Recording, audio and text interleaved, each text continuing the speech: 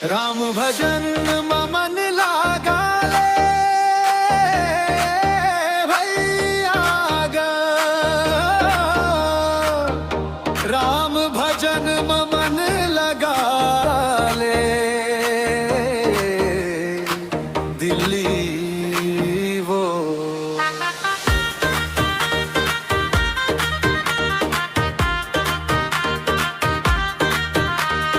राम नाम के पावन गंगा बहत है गांव गलियों शहर शहर मन। राम भजन मन लगा ले जय सिया राम जय सिया राम।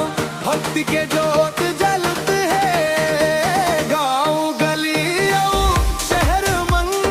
राम भजन मन लगा ले।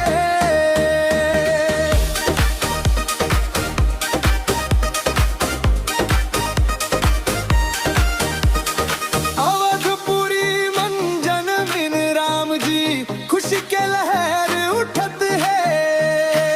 कौशल्या दाई के अचरा मन ममता के फूल खिलत है। राम लला के पावन महिमा धरती आकाश गावत है।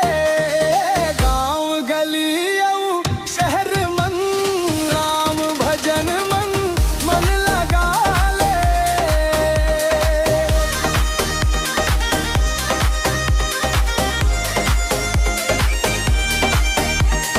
सीता माई संग बन घूमीन लक्ष्मण संग रद्दा रेगी गीन। जंगल जंगल दुख सही के धर्म के कगर मन चलीन।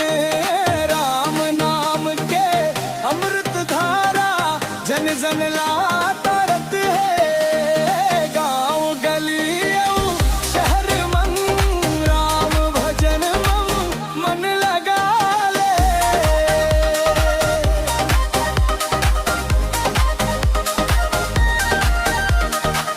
हनुमान जी के शक्ति अपारा राम काज बर दौड़त है। रावण जैसन अहंकारी ला सत्य के बाण